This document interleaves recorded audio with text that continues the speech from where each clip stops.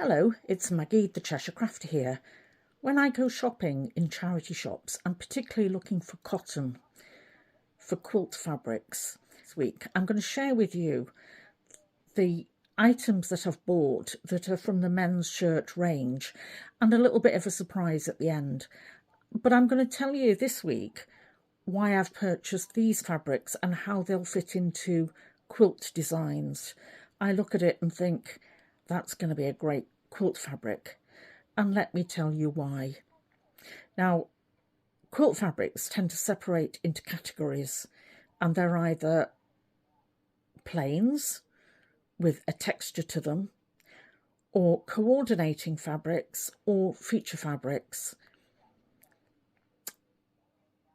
When I'm looking at colour, I'm also looking at texture.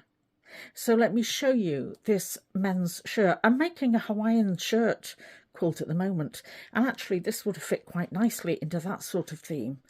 One of the reasons I bought this was that it's linen, and it's this beige caramelly colour, botanical print, and there's a lot of fabric in here, but this would be a great coordinating fabric. Let me turn it over and you can see it on the back. Yeah, and that back by itself is over a fat quarter. Now when you look at it, you can see that the design of the leaves show it in different directions. That means when it goes into a quilt, I can turn that in different directions and it will still coordinate really, really well. But it wouldn't be the main focus of a quilt fabric for me. But this is a pretty bland man's shirt. It's just beige in colour. But when we look at the pattern on it, it would become either a coordinating fabric or it could be a low volume print. Low volume prints just mean that it's something that blends into the background and you don't really see. From a distance, you'll just see that nice caramel colour. Yes, there's a large expanse across the back, across the yoke, and because there are long sleeves, there's a lot of fabric in those long sleeves. Now this I consider to be a great shirt. From a distance, it looks dark navy, but if we look closely, it's got a small pattern on it. It's got a small geometric pattern on it that would really go well in some of the prints where I want mostly the colour and something not to attract attention to itself. So this can appear both plain or a low volume print. The great thing about men's shirts is quite often they don't have darts in the back. So although there's a cut off here at the yoke, all this is one piece of fabric. And that's a lot of fabric. And again, a wide sleeve. There's about a yard of fabric when I start taking that apart. And when I've been making my blue and white quilts, I can certainly see that there'd be a place for that in the quilts I've previously made, and I know that I'll be able to use that in quite a lot of future projects. And apart from the colour, which is a good mid-range colour, especially if I tone it with a navy or white, this would be a good contrast to the dark navy shirt I've just shown you. The reason that I bought this one, it's not just a cotton shirt, it's denim.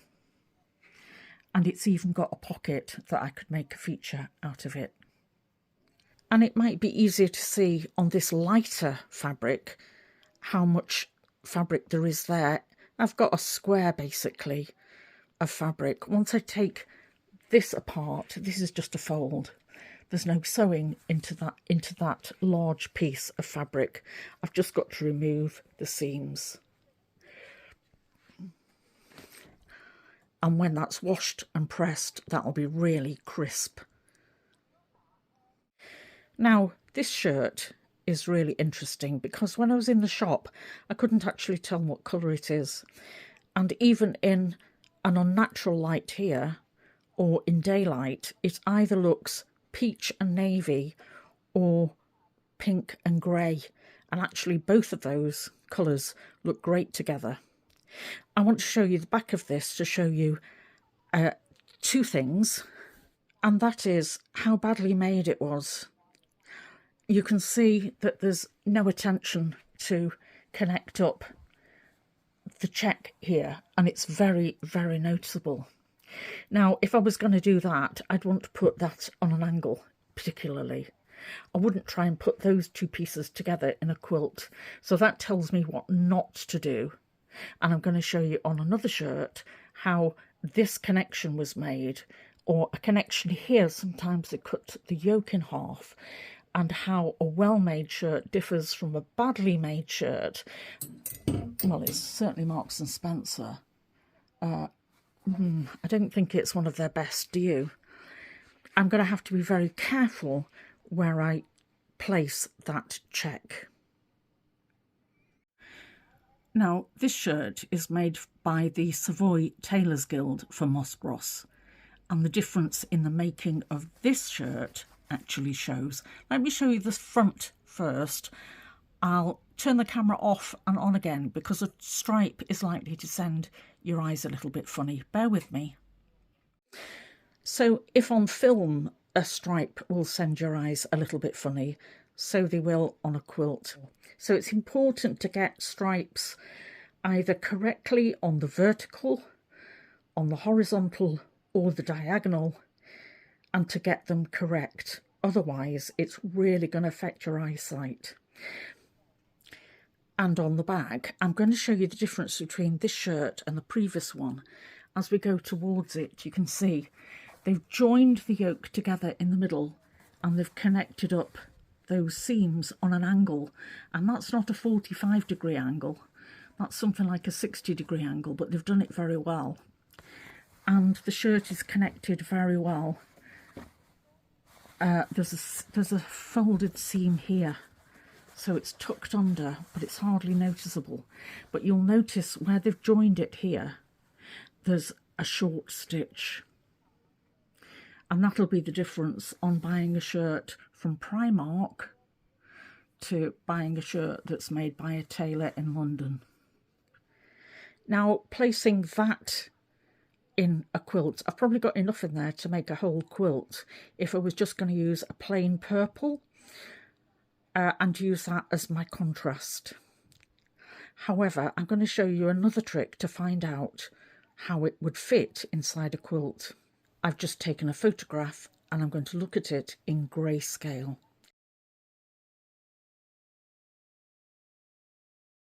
And grayscale will give me an idea of how this would fit as a light, medium or dark print, and especially when I place it next to other fabrics.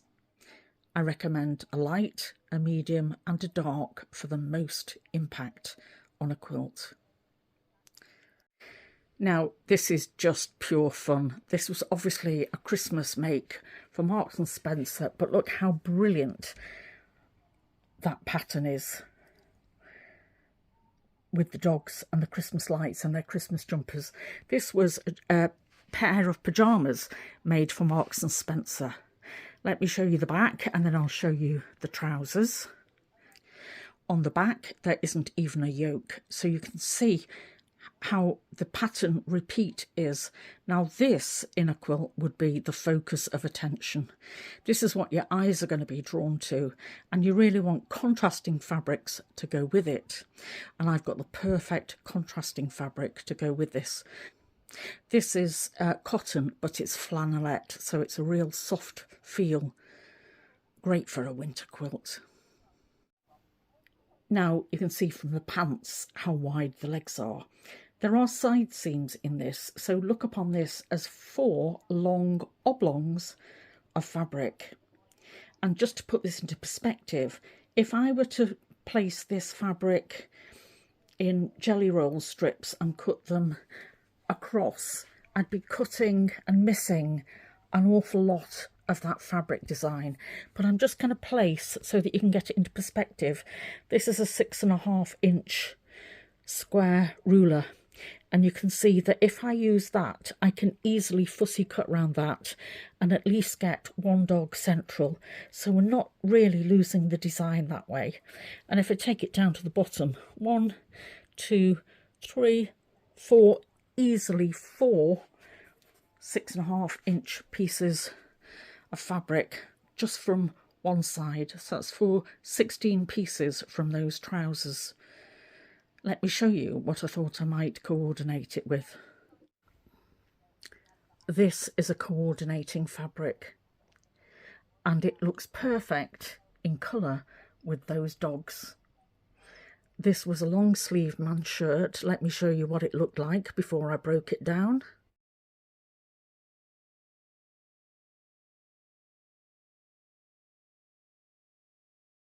And now you can see, as soon as I saw this fabric, I knew that I had the opportunity to tone it down and contrast it. I've only got to put a cream with that and I've got a fabulous design. Doesn't need more fussy with that, does it? And I could pick out a number of colours, either navy, cream, red, or this lovely teal colour. So it gives me lots of options. Now, I looked at that and thought a quilt, possibly a bag. There's a pocket on the front. I could use the pocket too. Let me also show you things that I broke down last week. Most quilters will tell you that greens are really hard to get, and they are. They're also hard to match up. This green was this shirt. Let me show you.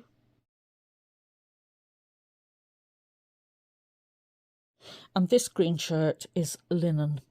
So even though we're looking at plain, we're considering texture in this one. And this fabric was formerly this shirt.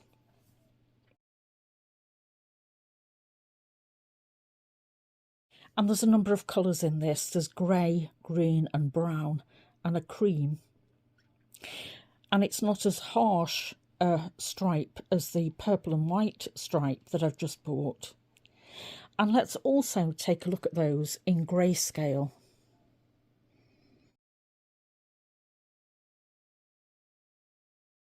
See, the green can be a mid-tone, but if I wanted to put it with much darker colours, that could also be a light tone. On this stripe, the dark brown stripe dominates. If I wanted to look at the green is really a much lighter and much softer softening down of the stripe. Look at that in contrast to the harsh contrast of the purple and white stripe.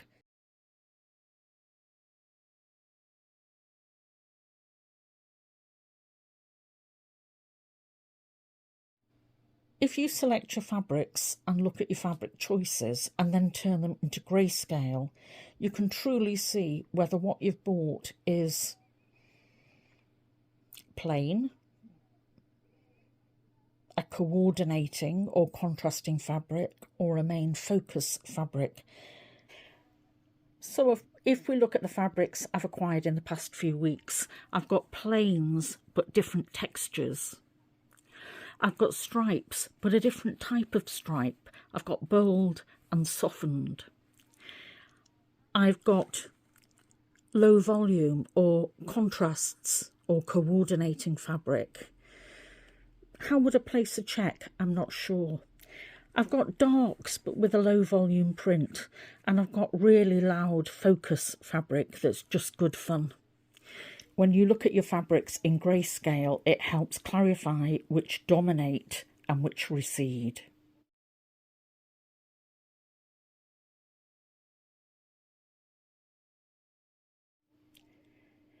And I've developed the art of looking at a shirt and seeing and knowing instinctively how can I place that in a quilt.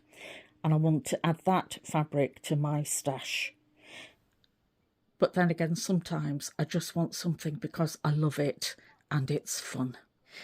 But for now, this is Maggie, the Cheshire Crafter. I've got a lot of washing, ironing and unpicking to do, haven't I? Come back and join me soon for more crafting, won't you? Bye.